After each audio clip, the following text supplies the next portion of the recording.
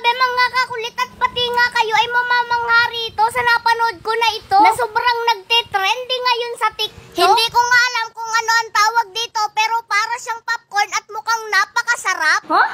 Totoo kaya yun mga kakulit na makakagawa daw ng popcorn pop-rice pala? Masubukan nga. Tara, let's go! Kaya naman ngayong araw na ito para aking malaman ay akin ding susubukan. Kaya naman kinuha ko na ngayong mahiwaga naming kalan at yung aming mahiwagang kawali na kasing puti ko. Charot! Hindi gayon.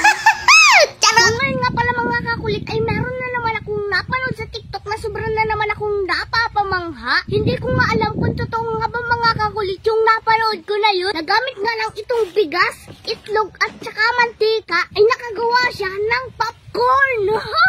Totoo kaya talaga yun mga kakulit? Hindi ko nga alam mga kakulit kung anong tawag dun sa aking napanood. Dahil nga mga kakulit, pag sinabing popcorn ay mais ang ginagamit. Kaya naman dahil bigas nga yung kanyang ginamit, kaya naman siguro tatawagin na lang natin siyang pop rice.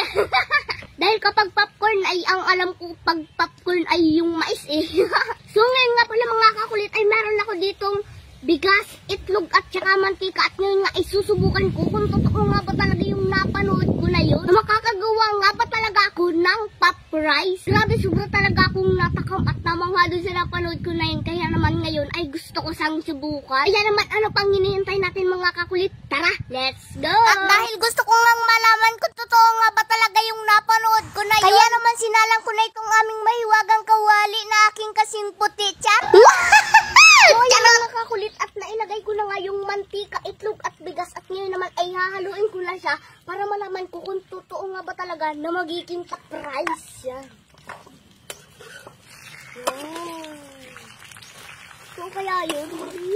Yan, sumagilid na. Sobrang akong natutuwa at napapamangha mga kakulit doon sa aking napanood na sobrang nagtitrending ngayon sa TikTok. Kaya naman ang mailagay ko na sa aming kawali yung bigas, itlog at saka mantika ay aking melekos-mekos na mga kakulit. At habang ang hinahalo ko siya mga kakulit ay parang iba na ang nangyayari sa aking ginagawa. At habang hinahalo ko nga yan ay sobra akong natatawa dahil parang hindi nga pop rice ang kalalabasan niya. Hindi ko nga alam mga kakulit kung pop rice pa nga ba itong aking ginagawa or nagsisinangag na lang ako. Dahil habang hinahalo ko nga siya at tumatagal lang siya ng tumatagal ay parang nasusunog na lang siya at parang hindi na siya nagiging pop rice. Pero dahil gusto ko nga siyang masubukan at malaman kung totoo nga ba talaga yun, kaya naman for the go, uy, kamangyan yun.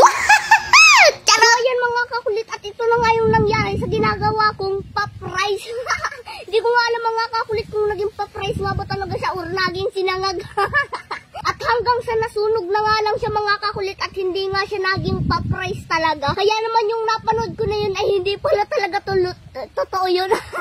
Sobrang excited pa naman ako kasi akala ko magiging pop rice talaga siya. Pero ang nangyari mga kakulit ay sunog na bigas na may itlog ito. Pero hindi naman siya masasayang mga kakulit kasi kunti lang naman yung bigas na aking nilagay. Yan naman mga kakulit, tingnan nyo kung anong nangyari sa aking ginawang pop rice. Oh, naging sunog na bigas na may itlog lang.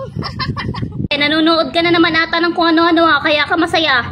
Masaya ako kasi naglalaro ako ng Epoch game at nananalo ako. Madali pa lang manalo dito at ang dali lang din maglaro. Eto, halika, tingnan mo. Papakita ko sa'yo kung paano. Isang paalala, itong laro nga pala na ito ay bawal sa bata kundi para sa matanda lang. Ang una mo nga lang palang gagawin dito ay mag-download at mag-register. At ilagay ang cellphone number, password, referral ID at verification code. At pagkatapos nun ay confirm. At dahil may account na nga ako dito kaya naman nag-login na lang ako. At isa nga sa pinakamaganda dito ay may daily bonus ka na pwede mo nang gamitin. At ang dami nga rin palang laro dito na pwede mong pamilian. Tulad ng Dragon vs Tiger, Mines, Color Game at iba pa. Ngayon naman ay ipapakita ko sa inyo kung gaano kadali maglaro at manalo dito. Ipapakita ko sa inyo at ang una kong lalaruin ay Dragon vs Tiger. Diyan ay mamimili ka lang kung alin ang gusto mong tayaan, ang Dragon ba or ang Tiger. Ngayon kung alin ang mas mataas na bara sa kanilang dalawa ay siyang panalo. At ngayon ay susubukan ko magbet ng 5 pesos sa Dragon para makita nyo kung mananalo nga ba ako. At ayan, di ba kitang kita mas mataas ang barahan ng Dragon kaya nanalo na kagad ako. At ngayon susubukan ko naman ang isa sa pinakapaborito kong laro dito, ang Mines. Napakadali nga lang din palang laruin itong Mines. At ipapakita ko rin sa inyo kung paano ako manalo dito. Magbebet nga lang pala muna ako ng 10 pesos dito at para makita nyo kung mananalo nga ba ako. Ang isa nga pala sa iwasan mo dito ay mapindot mo ang bomba. Pero dahil hindi ko pa napipindot yung bomba kaya naman tuloy pa rin ako. At ayan, yung 10 pesos ko naging 19 pesos na. Susubukan ko ulit mag-click ng dalawa pa. At ayan, at dahil hindi ko napindot ang bomba ay nanalo ako. Yung 10 pesos ko ay naging 27 pesos na kaya naman wiwithdrawin ko na. O diba, napakadali lang manalo. At isa nga pala sa napakaganda dito ay yung napanalunan mo ay pwede mo ring withdrawin agad. I-click mo lang yung withdraw at ilagay mo sa withdrawal amount kung magkano gusto mo withdrawin. At ilagay mo na rin ang iyong GCash account at yung withdraw mo ay darating sa iyong GCash. Kaya ano pang hinihintay mo? Nasa comment section ng link, mag-download at mag-register ka na.